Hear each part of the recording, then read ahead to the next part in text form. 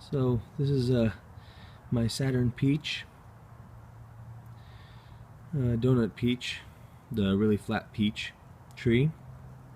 There's a snail on the tip, and most people would hit the snail, kill it, but to me, you gotta remember, or I have to remember, if you agree, you agree. If not, it's totally up to you, that slugs and snails are part of the garden. Just like earthworms and earwigs or roly-polies in the ground, they're breaking up organic material. Snails and slugs have their part too. Birds are here, raccoons, and I don't want to talk about the raccoons right now. They really screwed me over on my Fuyu persimmons. They ate all of them. Anyways, that's a different story. But slugs and snails have their place too. Let's see.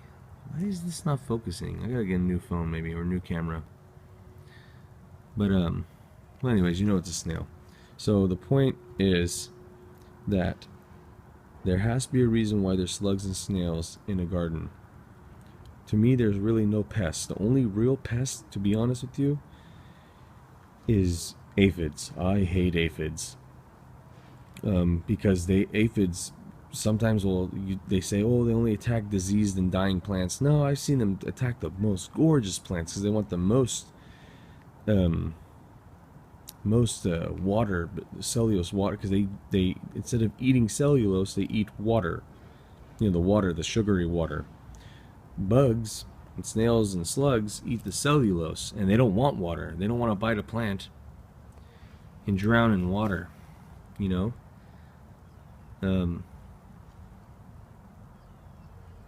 They don't want to drown in water, so they're going to chew on your dying leaves, the leaves that hit the ground that won't make it, that are sick, the leaves that fell off the plant. So when I see snails and slugs in my garden and how I've done things, I let them be. I let them be. I don't really use snail and slug killer.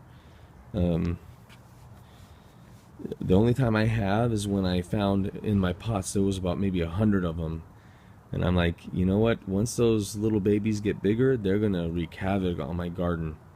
So, I wasn't too proud of it, but I didn't put a lot to where it's gonna kill all of them. I just put a little pinch of snail food, the snail, bait. But back to my point.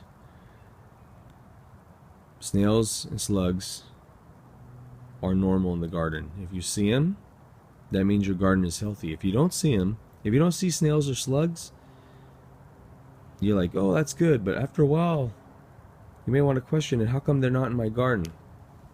Maybe you're spraying pesticides like crazy. If the snails and slugs aren't in your garden and you're not spraying, you're not putting slug and snail bait, why aren't they in your garden? I wouldn't want to eat your food. Something's wrong with your food if you don't have snail and slugs, in my opinion.